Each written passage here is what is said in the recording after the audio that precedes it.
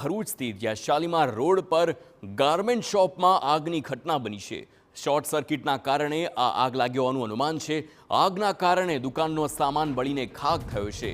Fire વિભાગની ટીમે આગ પર કાબૂ મેળવ્યો છે, પરંતુ આ દ્રશ્યો ધુમાડાના ગોટે ગોટા આપ જોઈ શકો છો। જ્યારે કપડાની દુકાન એટલે કે ગાર્મેન્ટ શોપમાં આગ લાગી હતી ત્યારે કેવી સ્થિતિ સર્જાઈ હતી। જો કે ફાયર વિભાગની ટીમ સ્થળ પર પહોંચી અને આગ પર કાબૂ મેળવવામાં આવ્યો છે।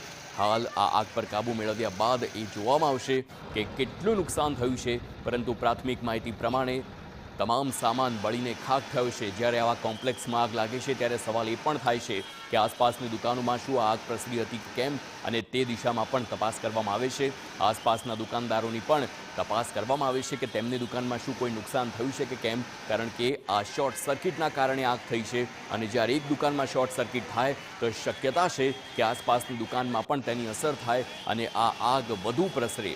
પરંતુ હાલ જે પ્રમાણેના દ્રશ્યો, જે પ્રમાણેના સમાચાર છે, આગ પર કાબૂ મેળવી લેવામાં આવ્યો છે। ગાર્મેન્ટની દુકાન હતી જ્યાં શોર્ટ સર્કિટ થયો અને આગ લાગી હતી। આ દ્રશ્યો જ કહી શકે છે કેવી રીતે આગ લાગતા આસપાસમાં અફરાતફરીનો માહોલ સર્જાયો। રવિવારનો દિવસ હોવાથી કદાચ આ દુકાન બંધ હોઈ શકે અને ત્યારે જ કોઈ કારણોસર શોર્ટ સર્કિટ થતાં આ પ્રકારની ઘટના બની હતી।